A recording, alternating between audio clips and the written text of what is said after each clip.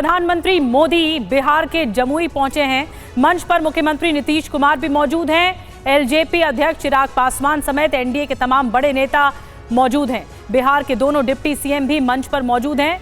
प्रधानमंत्री की आज बिहार और बंगाल दोनों जगहों पर रैली है, लेकिन बिहार में जमुई की रैली बहुत खास मानी जा रही है। मंच पर राष्ट्रीय लोक मोर्चा के राष्ट्रीय अध्यक्ष आदरणीय उपेंद्र, तो जमुई की रैली की तस्वीरें आपको दिखा रहे हैं। शॉल उड़ाकर प्रधानमंत्री मोदी का स्वागत किया है और मुख्यमंत्री नीतीश कुमार भी यहां पर मौजूद हैं।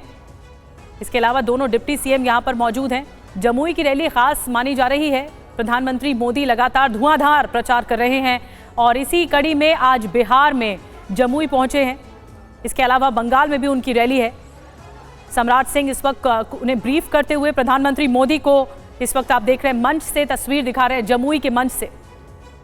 बात चुनावों से पहले कांग्रेस नेताओं के बयानों पर अब कर लेते हैं। जो विवाद लगातार जारी है, बीजेपी कांग्रेस पर हमलावर है कांग्रेस के विवादित बयान को लेकर। दरअसल इस बार जो बयान आया वो रणदीप सुरजेवाला से आया है। रणदीप सुरजेवाला से लेकर चरणदास महंत तक के बयान शामिल हैं जो कि विवादित हैं। कांग्रेस नेता चरणदास महंत ने प्रधानमंत्री मोदी पर विवादित बयान दिया है। रणदीप सुरजेवाला ने मथुरा से मौजूदा सांसद और उम्मीदवार हेमा मालिनी पर अभद्र टिप्पणी की है। कुछ दिन पहले कांग्रेस प्रवक्ता सुप्रिया श्रीनेत ने मंडी से बीजेपी उम्मीदवार कंगना रनौत पर विवादित पोस्ट किया था। सुप्रिया श्रीनेत ने अपने पोस्ट को लेकर सफाई भी दी थी। सुरजेवाला ने भी हेमा मालिनी पर दिए बयान को लेकर सफाई दी है। रणदीप सुरजेवाला ने कहा है कि मैं हेमा मालिनी का सम्मान करता हूं और मेरे बयान को तोड़ मरोड़ कर पेश किया गया। तो बड़ी खबर यह है कि सुरजेवाला के बयान पर बीजेपी का पलटवार भी सामने आ गया है। कांग्रेस नेताओं का मानसिक संतुलन ठीक नहीं है, सुधांशु त्रिवेदी का कहना है। कांग्रेस कितने निचले स्तर तक जाएगी, बीजेपी ने सवाल पूछा है। महिलाओं का अपमान कांग्रेस की फितरत हो गई है। सुरजेवाला ने हेमा मालिनी पर अभद्र टिप्पणी की। सुधांशु त्रिवेदी ने क्या कुछ कहा है, आइए आपको सुनवाते हैं। रणदीप सुरजेवाला जी का भी वह बयान सुना होगा जिसमें वो हमारी पार्टी की वरिष्ठ सांसद हेमा मालिनी जी के लिए किस प्रकार के आपत्तिजनक, अशोभनीय और अभद्र शब्द का प्रयोग कर रहे हैं, जिसे किसी औपचारिक मंच से बोलना भी संभव नहीं है। कांग्रेस के औपचारिक ट्विटर हैंडल से किस प्रकार का अभद्र शब्द, और जिसने मंडी की पवित्र भूमि के बारे में इस ढंग का भाव लिखा, वो आया। और मजे की बात है, आज तक कोई कांग्रेस उसे खोज नहीं पाया। तमाम चीजें खोज खोज के भाषण दे रहे हैं, आज तक नहीं पता लगा पाए कि उनके यहां से ट्वीट किसने किया था। आपने देखा था अभी कुछ दिन पहले राहुल गांधी जी ने ऐश्वर्या राय बच्चन जी के लिए किस प्रकार के शब्दों का प्रयोग किया था। यहां मैं यह भी कहना चाहता हूं कि कांग्रेस को यह भी ध्यान रखना चाहिए कि हेमा मालिनी जी आयु में श्रीमती सोनिया गांधी जी की आयु वर्ग के समकक्ष है। तो कांग्रेस पर जमकर हल्ला बोला है सुधांशु त्रिवेदी ने। और आइए अब रणदीप सुरजेवाला का वो बयान आपको सुनवाते हैं जिसे सोशल मीडिया पर बीजेपी ने शेयर किया है। एमएलए एमपी क्यों बनाते हैं? ताकि वो हमारी आवाज उठा सके, हमारी बात मनवाए, इसीलिए बनाते होंगे। कोई हेमा मालिनी तो है नहीं जो के लिए बनाते होंगे, फिल्म स्टार तो है नहीं। तो रणदीप सुरजेवाला को आपने सुना और हेमा मालिनी पर विवादित बयान पर रणदीप सुरजेवाला ने फिर सफाई भी पेश की है। मेरे बयान का गलत मतलब निकाला गया, रणदीप सुरजेवाला की तरफ से कहा गया। हेमा मालिनी का मैं सम्मान करता हूं, बीजेपी ने बयान को काट छांट कर पेश किया है। और सुरजेवाला ने सोशल मीडिया पर पूरा बयान भी शेयर किया है। रणदीप सुरजेवाला ने सफाई दी है कि अपना पूरा बयान आज सोशल मीडिया अकाउंट पर शेयर कर रहा हूं और आपको वो पूरा बयान अब सुनवाते हैं जो रणदीप सुरजेवाला ने शेयर किया। फिल्म स्टार तो है नहीं, हम तो हेमा मालिनी जी का भी बड़ा सम्मान करते हैं। क्यों, धर्मेंद्र जी के ब्याह रखिए बहू है हमारी, परंतु ये फिल्म स्टार तो हो सकता है कोई। हम लोग जो है, मुझे या गुप्ता जी को इसलिए आप बनाते हैं कि साहब हम लोग जो हैं आपकी सेवा कर सकें। नायब सैनी जी को भी इसलिए बनाया, मनोहर लाल खट्टर जी को भी इसलिए बनाया, दूसरे साथियों को भी हमने इसलिए बनाया। तो तो रणदीप सुरजेवाला का पूरा बयान आपने देखा जो उन्होंने शेयर किया है पोस्ट पर, और सुरजेवाला के बयान पर हेमा मालिनी का जवाब भी आया। विपक्ष तो मेरे लिए अच्छा नहीं बोलेगा, ये कहना है हेमा मालिनी का। विपक्ष का काम है कहना। हेमा मालिनी ने रिएक्शन दिया है, हमें लोगों का प्यार मिल रहा है, हेमा मालिनी की तरफ से कहा गया। ये उनका काम है कहना है ना, विपक्ष है तो थोड़ी अच्छा बोलेंगे मेरे लिए, वो तो खराब ही बोलेंगे। तो ठीक है, उसको हमें काउंटर अटैक करना जरूरी होता है, लेकिन सब प्यार से सब कुछ बहुत कुछ अच्छा हो रहा है मेरे साथ। मेरे साथ सब दे रहे हैं, मोदी जी का साथ है, उनका मार्गदर्शन है, योगी जी का नेतृत्व है, तभी सारा काम कर पा रही हैं। और विपक्षी नेताओं के विवादित बयान पर बीजेपी का जवाब भी आ गया। ये मोहब्बत की दुकान के कौन से फरमान हैं, बीजेपी ने सवाल पूछा है। चरण दास महंत ने प्रधानमंत्री मोदी पर विवादित बयान दिया है। कांग्रेस नेता प्रधानमंत्री का सिर फोड़ने की बात करते हैं। बीजेपी की तरफ से पलटवार किया गया, जवाब पूछा गया, ये किस तरह की भाषा है। चरण दास महंत के बयान पर सुधांशु त्रिवेदी ने क्या कुछ कहा है, आपको सुनवाते हैं। हमारे विपक्षी दल और मुख्य रूप से कांग्रेस पार्टी ऐसा प्रतीत होता है कि अपना मानसिक संतुलन खो बैठे हैं। आपके संज्ञान में यह तथ्य निश्चित रूप से आया होगा कि छत्तीसगढ़ में नेता प्रतिपक्ष श्री चरण दास महंत ने हम सबके प्रिय प्रधानमंत्री आदरणीय नरेंद्र मोदी जी के प्रति एक बार पुनः वैसे ही घटिया और आपत्तिजनक शब्दों का प्रयोग किया है जो निरंतर कांग्रेस कहती चली आ रही है। प्रधानमंत्री जी के प्रति जो ईर्ष्या है, जो द्वेष है, जो कम होने का एहसास है, उसके कारण से ऐसे बयान निश्चित रूप से भारत की राजनीति के लिए एक बहुत दुखद संकेत है। और इस बीच कांग्रेस के बागी, कांग्रेस से निष्कासन के बाद संजय निरुपम इस वक्त प्रेस कॉन्फ्रेंस करते हैं, सीधे रुक कर रहे हैं। लेकिन उसको अडॉप्ट किया नेहरू जी ने, जिसको हम नेहरूवियन सेकुलरिज्म कहते हैं। और नेहरूवियन सेकुलरिज्म में सबसे पहले धर्म का ही विरोध है। वो विचारधारा चलती रही। गांधी जी ने आजादी की लड़ाई में एक लीड ली। इस देश के तमाम लोगों के बीच वो जो विचारधारा थी नस नस में चली गई। बाद में नेहरू जी ने टेक ओवर किया, लगभग 17 वर्षों तक हिंदुस्तान पर राज किया उन्होंने बतौर प्रधानमंत्री। और जो नेहरूवियन सेकुलरिज्म था वो धीरे धीरे लोगों के नसों में चला गया। तो एक भूमिका होती थी कि नहीं ये गलत है, ये सही है, धर्म का जो आग्रह है उसकी एक मर्यादा होनी चाहिए, उसकी लिमिट होनी चाहिए। लेकिन जैसे सारी विचारधाराओं का एक टाइम लिमिट होता है या उसकी एक उम्र होती है, एक उम्र के बाद वो विचारधारा मर जाती है। और उसका सबसे बड़ा उदाहरण जो है कम्युनिज्म है। 1917 में बोल्शेविक रिवॉल्यूशन के बाद कम्युनिज्म आता है और रशिया में कम्युनिज्म की क्रांति होती है। रशिया में इतना बड़ा एक कम्युनिस्ट सरकार बन जाती है, उसका पूरी दुनिया में इसका प्रचार होता है। लेकिन 1991-92 आते आते पूरे कम्युनिज्म के खिलाफ विद्रोह होता है और कम्युनिज्म खत्म हो जाता है। मतलब उस विचारधारा की उम्र खत्म हो गई। बिल्कुल 70 वर्षों के बाद आज हिंदुस्तान में जो नेहरूवियन सेकुलरिज्म है, जिसमें धर्म के आग्रह का विरोध होता है, धर्म के अस्तित्व का विरोध होता है, धार्मिक होने का विरोध होता है, उसकी उम्र अब खत्म हो चुकी है। और इसको मानने समझने के लिए कांग्रेस पार्टी तैयार नहीं है। आज दुर्भाग्य यह है कि उन नेहरूवियन सेकुलरिज्म को सबसे ज्यादा तेजी से लेकर चलने वाले लोग हैं वो कम्युनिस्ट हैं, हिंदुस्तान के लेफ्टिस्ट हैं। वो खुद ही खत्म हो चुके हैं। परसों मैं एक चैनल पे बोल रहा था कि पूरे कांग्रेस पार्टी पे लेफ्टिस्ट अप्रोच भर गया, हावी हो गया। आदरणीय राहुल जी के आसपास भी बड़े पैमाने पर लेफ्टिस्ट लोग, ये लेफ्टिस्ट हो सकते हैं जो अयोध्या में अगर रामलला विराजमान हो रहे हैं तो उनका सिरे से विरोध करेंगे। सिर्फ लेफ्टिस्ट ऐसा सोचता है, क्योंकि उनके जो प्रवर्तक थे विचारधारा के, कार्ल मार्क्स, वो कहते थे धर्म अफीम है, धर्म का विरोध करते थे। तो वो धर्म के अस्तित्व में विश्वास नहीं करते, धर्म की आस्था में विश्वास नहीं करते।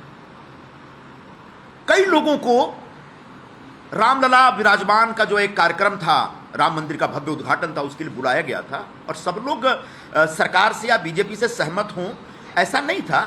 लेकिन सभी लोगों ने बड़े प्यार से, सम्मान से कहा कि साहब धन्यवाद, आपकी चिट्ठी मिली आज अभी फुर्सत नहीं, बाद में कभी हम आ जाएंगे। लेकिन किसी ने भी उस पूरे आयोजन, पूरे उत्सव के ऊपर सवाल नहीं उठाया। अकेला कांग्रेस पार्टी की चिट्ठी है जो कहती है कि नहीं, ये भारतीय जनता पार्टी का प्रचार है, और उस आधार पर उन्होंने राम के अस्तित्व के ऊपर सवाल उठाया और राम के होने पर और राम के प्रति जो आस्था है, उस आस्था को ही नकार दिया। बाद में बड़ी फजीहत हुई और उसके बाद 3-4 दिनों तक कांग्रेस पार्टी के प्रवक्ता उसके ऊपर जवाब देते रहे। यह लेफ्टिस्ट अप्रोच था, लेफ्टिस्ट प्रभाव था, यह कम्युनिस्टों का प्रभाव था कांग्रेस पार्टी। आज हालात यह है कि यह हिंदुस्तान पूरी तरह से धार्मिक हो गया है। पहले जो लोग बड़े बड़े उद्योगपति, बड़े बड़े क्रिकेटर, बड़े बड़े फिल्मकार मंदिरों में जाने से कतराते थे या मंदिरों में जाते हुए दिखने से कतराते थे, आज गर्व से जाते हैं। ये जो धर्म का जो आग्रह है, इसमें कहीं से गलत नहीं है। इसमें कहीं से ये नहीं कहा जा रहा कि दूसरे धर्मों से नफरत करिए। बाकी धर्म के लोग भी उतना ही अपने धर्म के प्रति आग्रह रखते हैं, लेकिन यहां पर जो नेहरूवियन सेकुलरिज्म था, उसने कहीं ना कहीं लोगों को, हिंदू धर्म को मुख्य धारा से बाहर कर दिया था। और हिंदू धर्म में आस्था रखना मतलब कोई गुनाह है या ब्लास्फेमी जैसा है, धर्मद्रोह है, इस प्रकार की एक भूमिका बन गई थी। आज कांग्रेस पार्टी वैचारिक स्तर पर अगर इस खांचे में देखें तो पूरी तरह से इरिलेवेंट हो गई, इस खांचे से बाहर हो गई। इसलिए तो संजय निरुपम बड़े आरोप लगा रहे हैं, कांग्रेस पार्टी वैचारिक तौर पर दिशाहीन होती चली जा रही है। कई बड़े आरोप लगाए, लेकिन फिलहाल वक्त हो चला है दिल्ली डायलॉग का। चलते हैं सीधे दिल्ली के विकासपुरी अपने सहयोगी करुणा शंकर शर्मा के पास।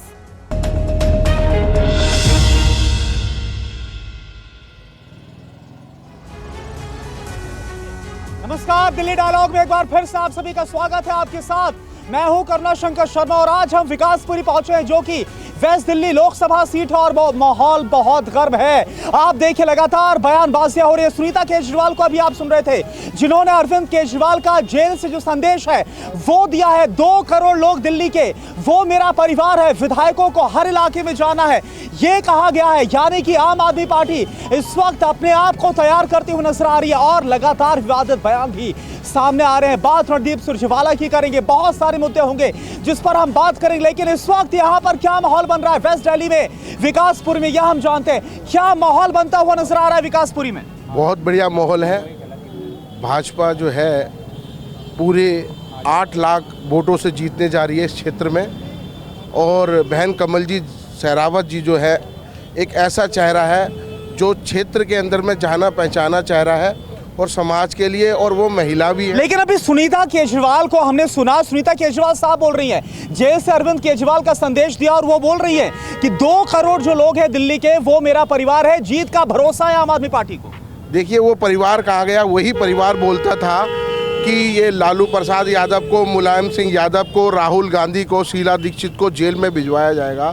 आज वो जेल से गुहार मांग रहे हैं कि हमें बचाया जाए उन्हीं पार्टियों से, जिन पार्टियों को उन्होंने ये कहा था कि मैं इनको सबको जेल में डाल दूंगा। कांग्रेस के जितने भी जुझारू नेता है सबको, कांग्रेस के सभी को जेल में डाल दूंगा। आज 19 कांग्रेस से मिल करके गुहार लगा रही है कि मुझे जेल से बाहर निकाल दो। क्या वाकई में अभी मुद्दा है इस चुनाव में कि एक टाइम पर जिस कांग्रेस पर आरोप लगाया था, एलिगेशन था, आज उनके साथ ही मिलकर चुनाव लड़ा जा रहा है, ये वाकई मुद्दा है या फिर अरविंद केजरीवाल जेल के अंदर ये बड़ा मुद्दा बना हुआ है? नहीं, ये मुद्दा कुछ नहीं है, सिर्फ अरविंद केजरीवाल को फंसाया जा रहा है। कोई इसमें, जब से उन्होंने आया है, सत्ता संभाला है, हमारे दिल्ली के सूरत। कौन फंसा रहा है, कौन फंसा रहा है? बीजेपी के लोग। हाँ। जो सत्ता में हैं, सत्ता में जो हैं उन्होंने नहीं, जांच तो ईडी कर रही है, बीजेपी थोड़ी ना कर रही है। ईडी गिरफ्तार कर रही है, ईडी रेड कर रही है। ईडी भी तो उन्हीं के भाई, किसका है? हाँ। अगर ईडी होती 2013 से पहले भी थी ईडी, सीबीआई तभी थी, कोई नाम नहीं जाना अब तक कि ईडी क्या होती है, सीबीआई क्या होती है, जांच क्या होती है। आज को जाना लोग, आपके जो सत्ता में बैठे हुए हैं उनके माध्यम से हो रहा है। आपको भी लग रहा है कि फंसाया जा रहा है, बीजेपी की तरफ से साजिश है, या फिर एजेंसियां अपना काम कर रही है, जैसे कर रही है वो स्वतंत्र है? ये इनका प्रोपेगेंडा है। किसका प्रोपेगेंडा है? आम आदमी पार्टी का। अच्छा। आम आदमी पार्टी का प्रोपेगेंडा है कि अगर कल संजय सिंह जी को जमानत मिली है तो वो न्यायालय अपना काम अच्छी तरीके से कर रहा है, और अगर केजरीवाल जी जेल में है तो उनको बीजेपी ने जेल में डाल रखा है। न्यायालय का काम है, वो अपना हाईकोर्ट देखेगी किसको जमानत देनी है, किसको बेल देनी है, किसको अंदर करना है। ये सिर्फ लोगों को गुमराह किया जा रहा है चुनाव को मद्देनजर रखते हुए। ये सिर्फ केजरीवाल जी जो कहते थे कि सत्ता में नहीं, विपक्ष का यह आरोप है, जैसे यहाँ पर ये भी बोल रहे थे, इनकी तरफ से कहा गया कि भाई ईडी का, सीबीआई का, एजेंसियों का इस्तेमाल किया जा रहा है, बीजेपी की तरफ से विपक्ष को साजिशन फंसाया जा रहा है।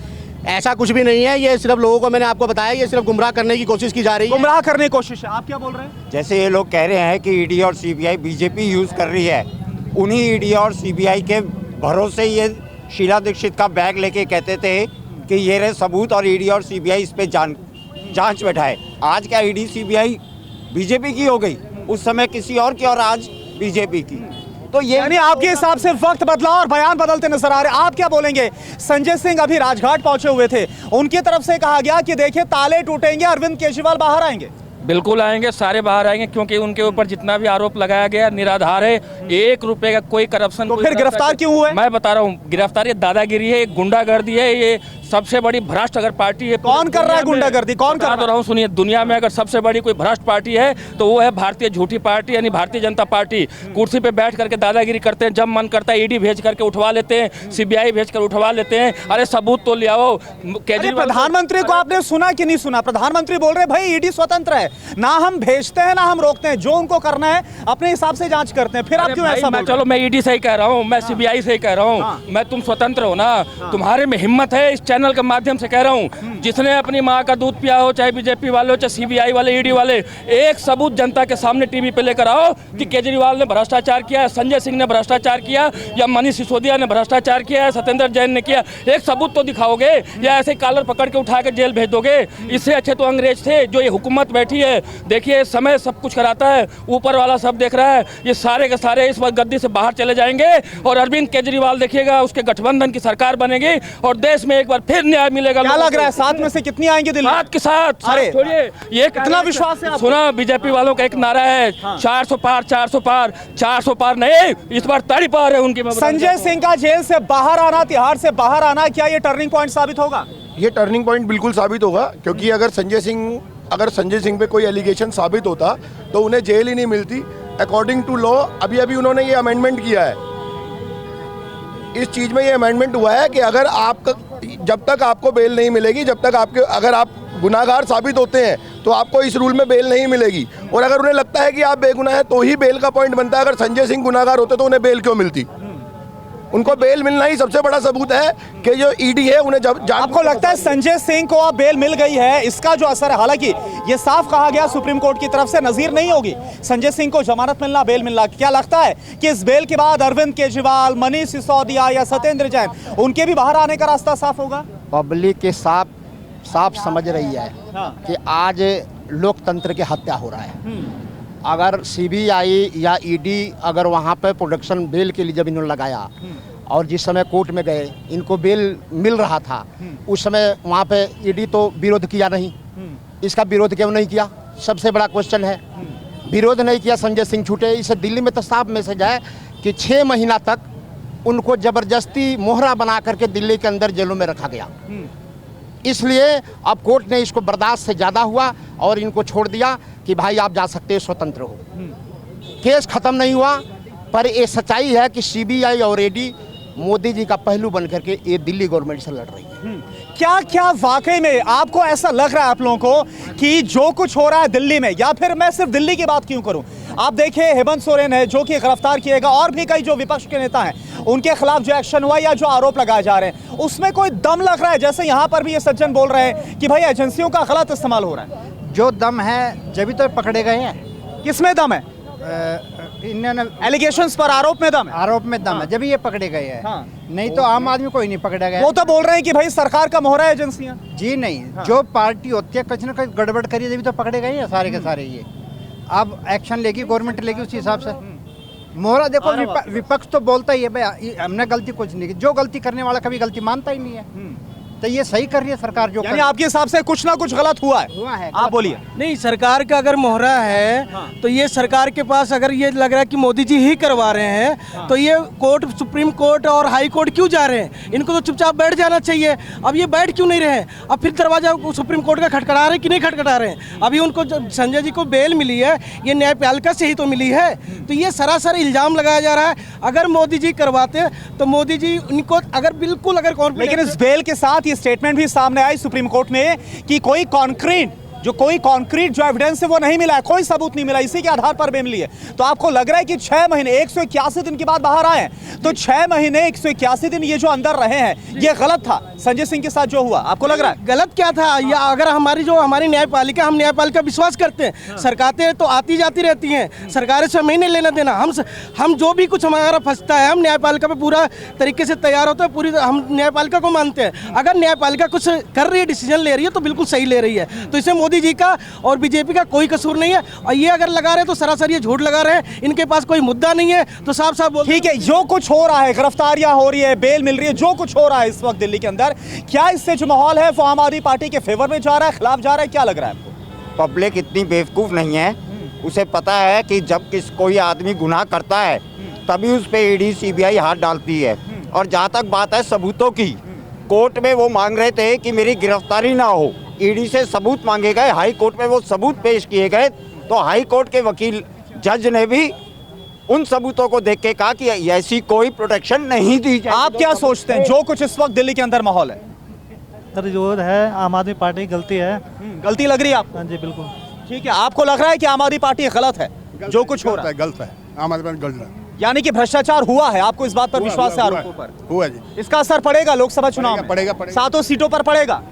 जो गठबंधन है उसमें क्या लग रहा है, कुछ दम नजर आ रहा है आपको? आम आदमी पार्टी कांग्रेस का गठबंधन नहीं है। महाबल मिश्रा इस बार यहाँ वेस्ट दिल्ली से उम्मीदवार है, बीजेपी लेके जाएगी। कमलजीत सहरावत उनको कॉम्पीट लेके जाएगी। बीजेपी यहाँ पर आपको मजबूत नजर आ रही है। चलिए, अच्छा एक और बड़ा बयान में उस पर आपके पास ही आ रहा हूँ। एक बड़ा अहम बयान है जो कि रणदीप सुरजेवाला की तरफ से कैथल में दिया गया जब वहां पर लोकसभा कैंडिडेट के लिए प्रचार करने गए। उनकी तरफ से हेमा मालिनी को लेकर ऐसा शब्द बोला गया, विवादित टिप्पणी की गई। हालांकि बाद में क्लैरिफाई किया गया, उन्होंने बोला नारी शक्ति का अपमान नहीं किया है, लेकिन जो वर्ड बोला गया वो हम बोल तो नहीं सकते, लेकिन मुझे पता है कि आप लोगों ने सुना होगा। कुछ बोलना चाहेंगे उस बयान के बारे में? चलिए, वो तो उन्होंने बोल दिया, आपकी बात मैंने मान ली। कई बार मंचों से भाषण देते हो, जुबानें कई बार फिसल जाती है, लेकिन वो साहब जो देश के प्रधानमंत्री हैं, कुर्सी लेकिन इतने बड़े नेता हैं, सोच समझ कर बोलना चाहिए कि नहीं? एक मिनट, जो देश के प्रधानमंत्री हैं वो कहते हैं कि 85 करोड़ की गर्लफ्रेंड लेकर घूम रहे हैं। क्या प्रधानमंत्री को शोभा देता है? क्या टिप्पणी करना है, सही बताइए आप मेरे को। और दूसरा, अभी ये लोग शराब घोटाले की बात करें, हमारी बात सुनिए आप। शराब घोटाला है क्या? बेसिकली भारत की राजधानी में आप रहते हो, यहाँ केजरीवाल जी की सरकार है, इधर बीजेपी की सरकार है, यूपी में बीजेपी की सरकार है, राजस्थान में ये बीजेपी वाले शराब माफिया हैं। दिल्ली के अंदर आप देखोगे करोड़ों इनके ऐसे अड्डे हैं जहाँ पे ये अवैध शराब बेचवाते थे।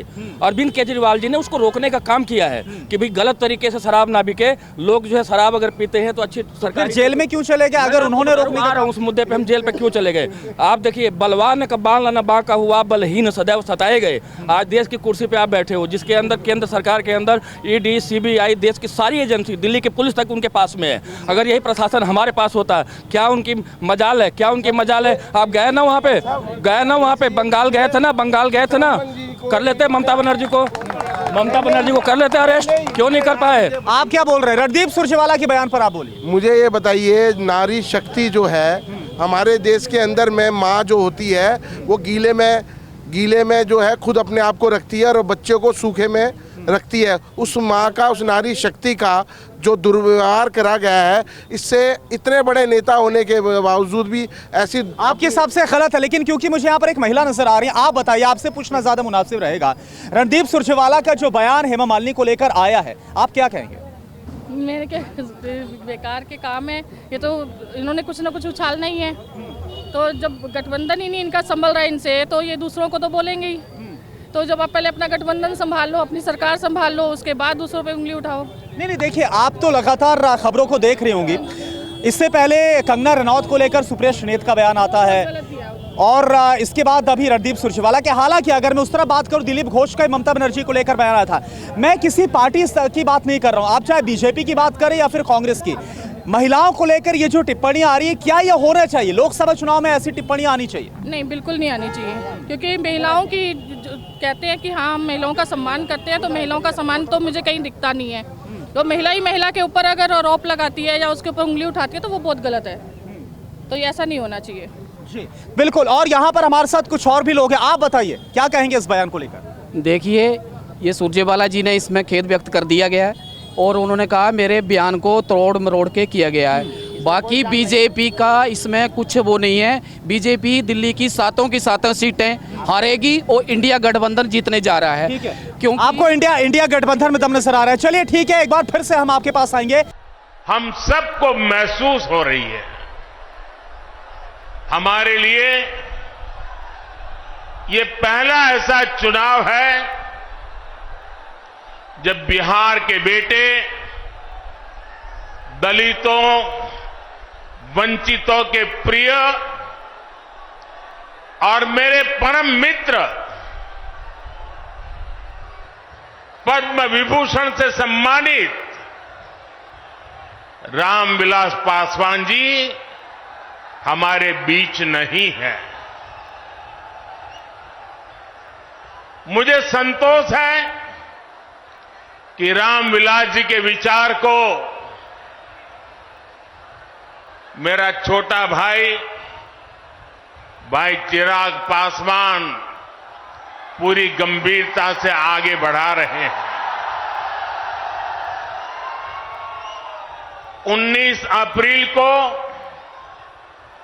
आप एनडीए को जो समर्थन देंगे, आप भाई अरुण भारती जी को जो एक एक वोट देंगे, वो रामविलास जी के संकल्पों को मजबूती देगा।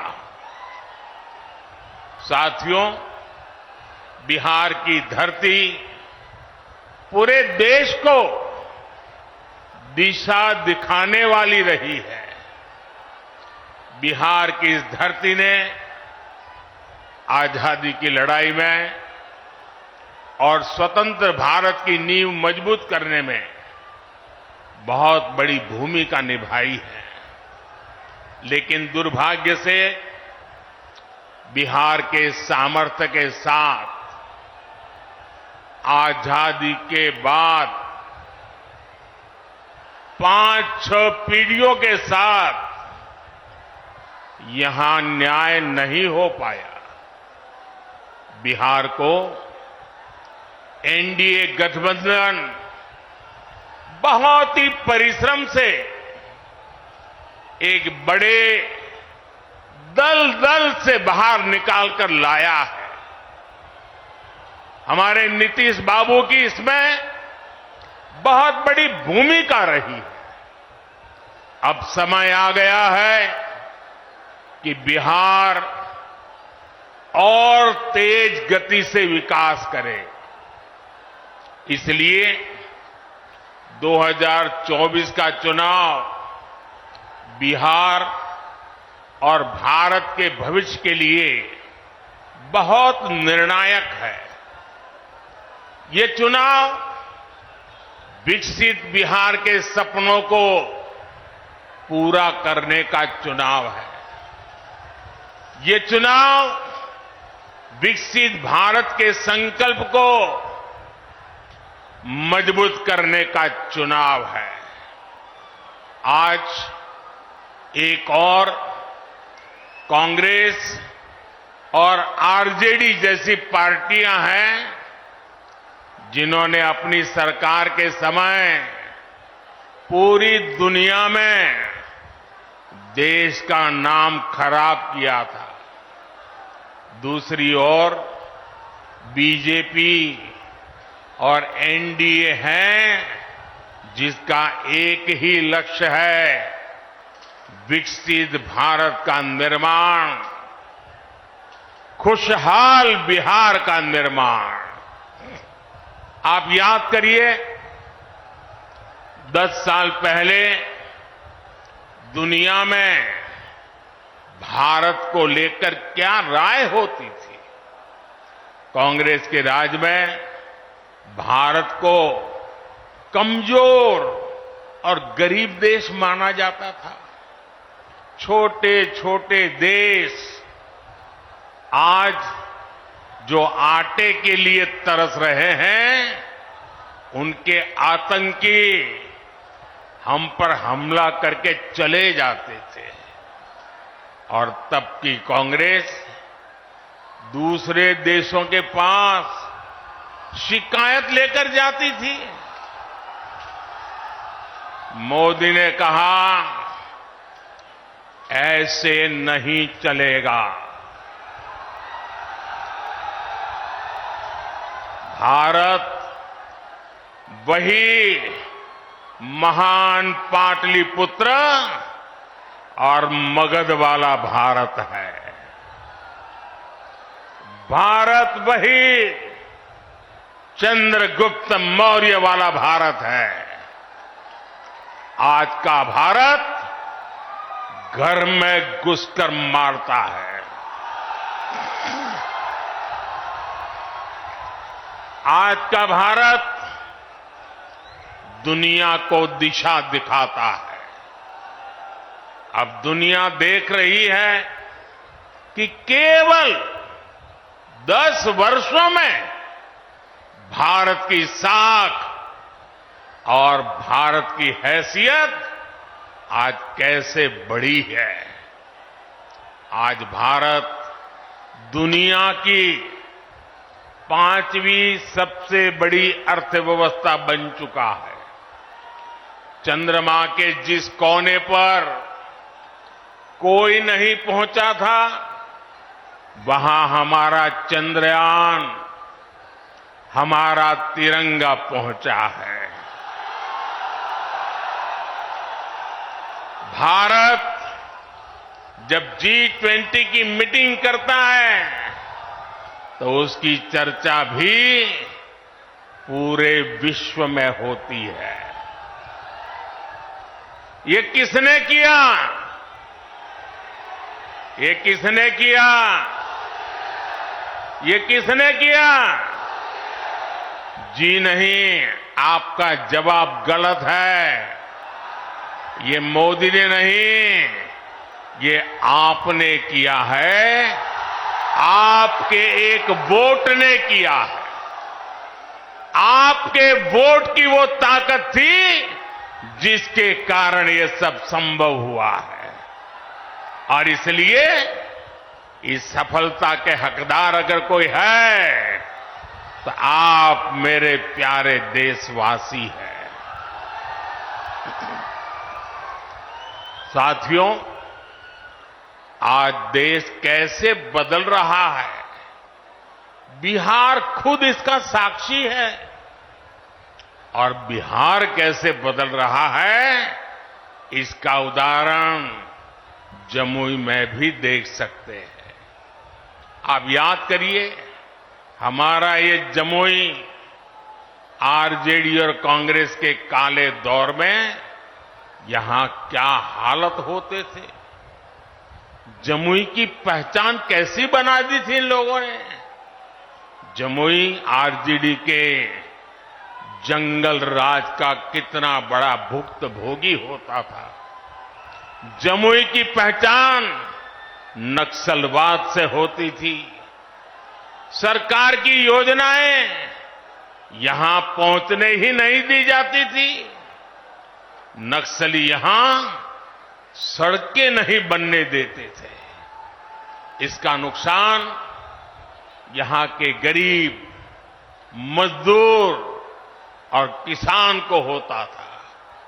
लेकिन आज वही जमुई विकास के हाईवे पर तेज रफ्तार पकड़ रहा है। नक्सलवाद दम तोड़ चुका है।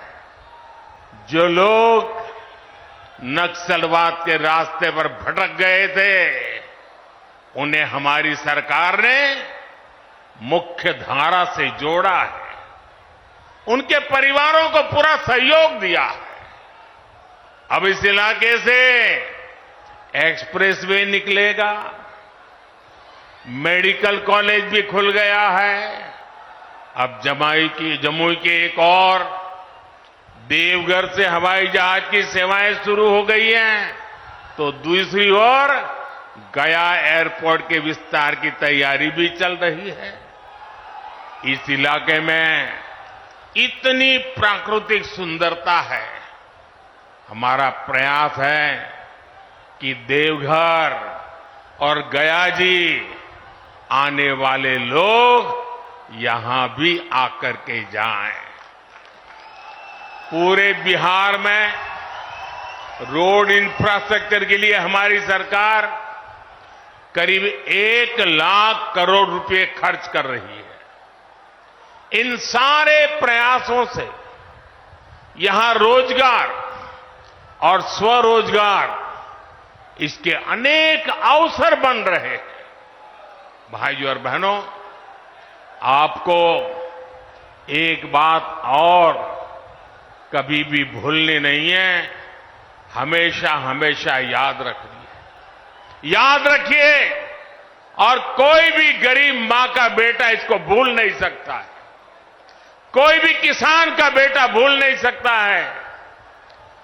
कोई भी आशा अपेक्षा कर लेकर के जीने वाला नौजवान, मेहनत करके आगे आया हुआ नौजवान उस बात को कभी भूल नहीं सकता। याद कीजिए, रेलवे में भर्ती के नाम पर जो लोग गरीब युवाओं से जमीन लिखवा लें, वो बिहार के युवाओं का कभी भला नहीं कर सकते। रेल मंत्री हमारे नीतीश बाबू भी थे।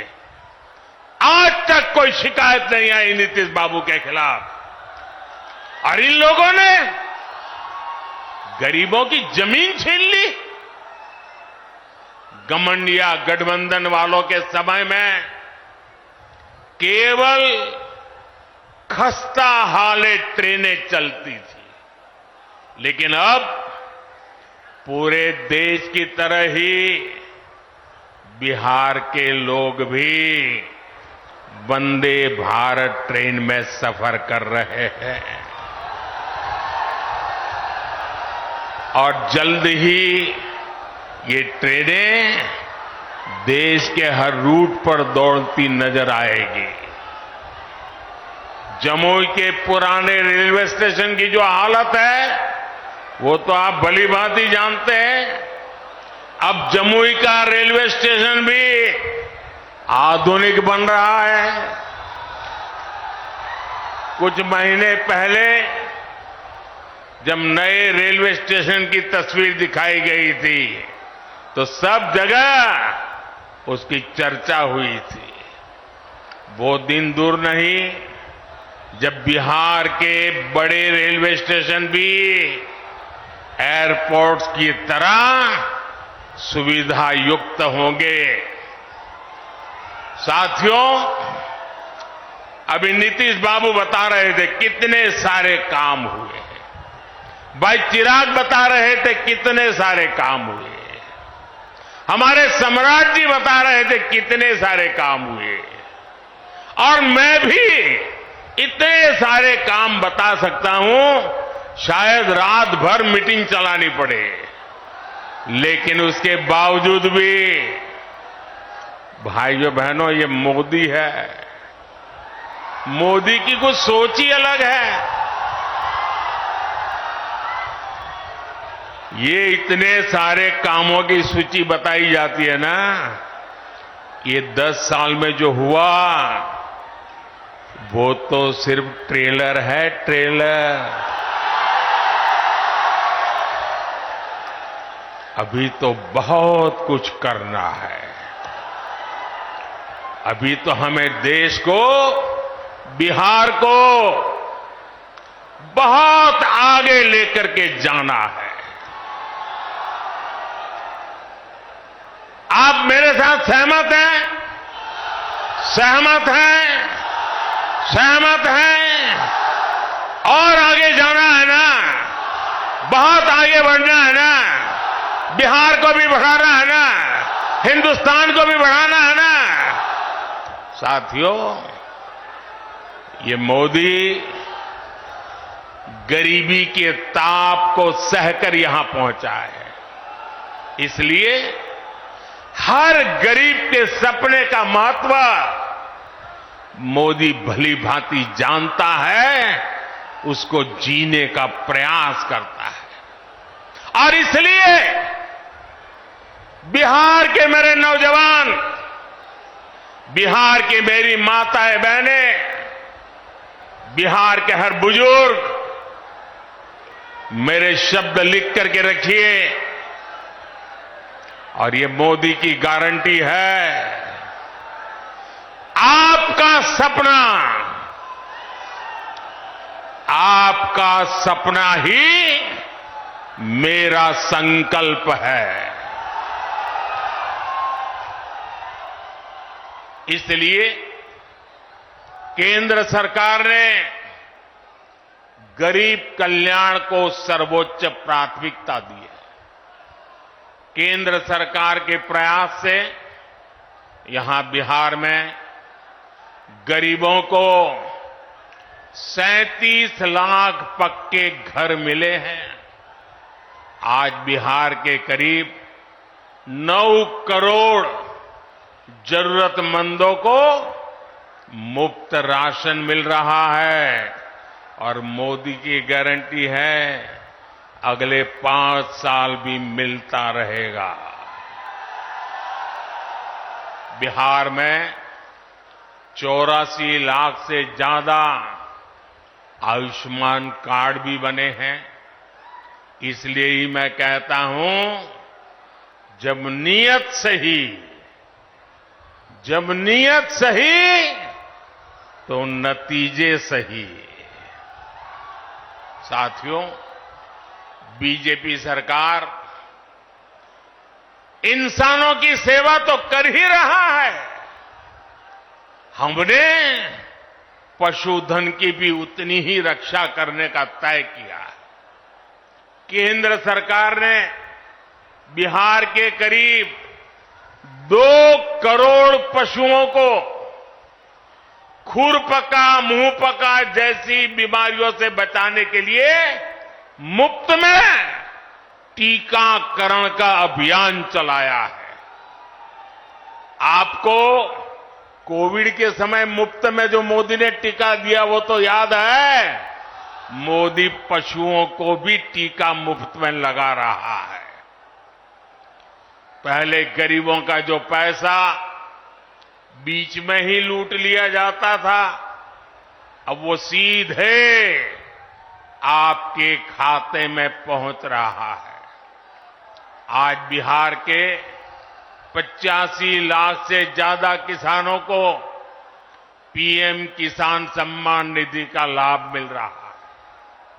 यहां जमुई में ही किसानों को इस योजना के तहत 850 करोड़ रुपए से अधिक सीधे उनके बैंक खाते में पहुंचे हैं।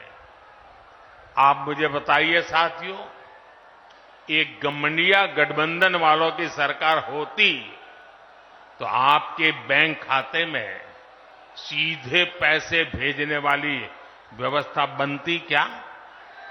हो सकता क्या?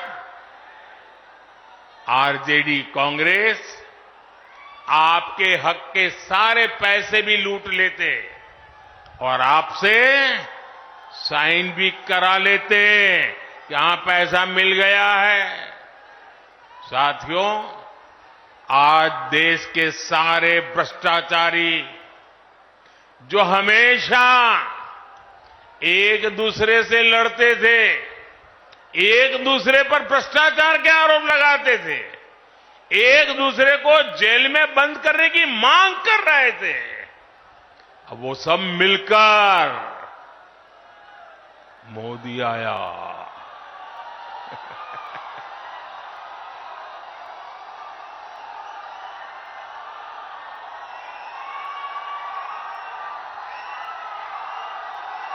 भ्रष्टाचारी कान खोल करके सुन ले, ये मोदी नहीं आया, 140 करोड़ देशवासियों का भ्रष्टाचारियों के प्रति गुस्सा निकल करके आया है। और इसलिए ये मोदी के खिलाफ अनाप शनाप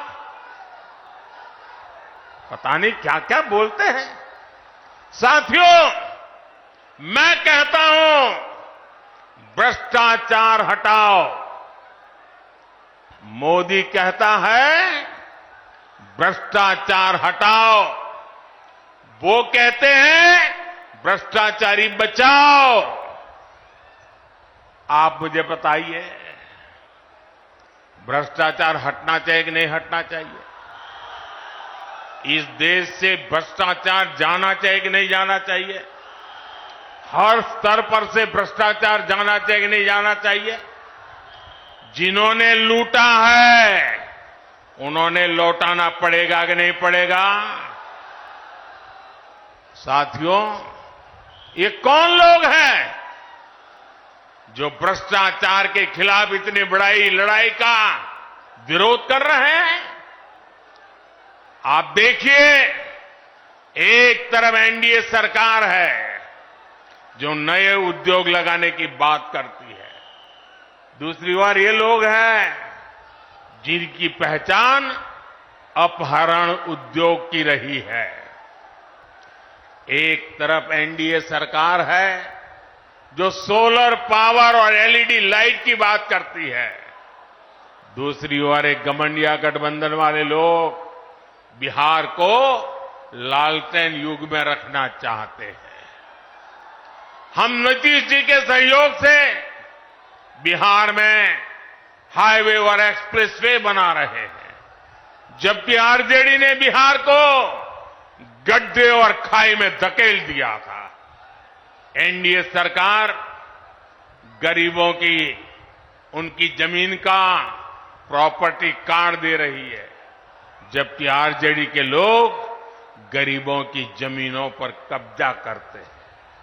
हम महिलाओं को सुरक्षा की गारंटी देते हैं, बेटियों को नए अवसर देते हैं, जबकि आरजेडी के लोग जंगल राज में बेटियों को सड़कों से उठा लिया जाता था।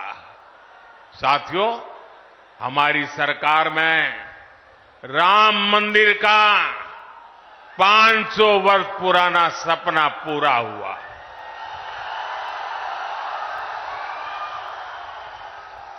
जबकि यही आरजेडी कांग्रेस ने राम मंदिर ना बने इसके लिए पूरी ताकत लगा दी थी। आज भी ये लोग राम मंदिर का उपहास उड़ाते हैं, अपमान करते हैं। साथियों, कांग्रेस हो या आरजेडी, इन्होंने हर मौके पर बिहार और बिहारी गौरव का अपमान किया है।